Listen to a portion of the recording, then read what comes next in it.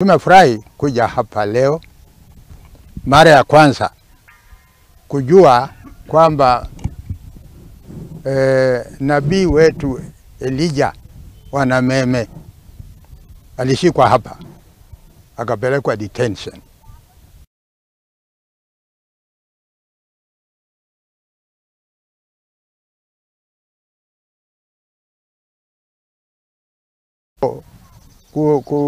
Kushuhudia yaliyokuwa hapa, lakini ombi langu ni kwamba viongozi wetu ambao wako Bungoma wachukue sehemu hii kama historical site na iwe improved, na wajenge, ifanyike kama watu wanakuja kutoka mbali kuona hii dini ya Musambwa ilianzia wapi. So sisi kama watu wa amani tungependa kuomba serikali yetu ya Kenya itunze wanaharakati wote wa amani na watii wazee wa councils, kwa sababu hao wazee wanakuja pamoja kusemesana. Huko Kandui tulitaka kuandika china ya Masinde Muliro kwa kumbukumbu yetu, lakini tukakuta plot hiyo zote zimeuzwa.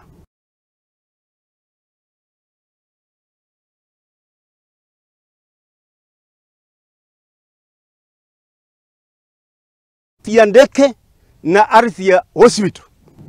Council of Bukusu Elders ndio walifanya hiyo kazi kurudisha udongo ya wananchi. Na kwa saa hii Council of Bukusu Elders imekuwa mahali pa kujipangusia tu. Hawajui Council of Elders wamefanya nini. Council of Bukusu Elders wamefanya kazi, tukajaribu tukapata ardhi 10 acres ya Kalija.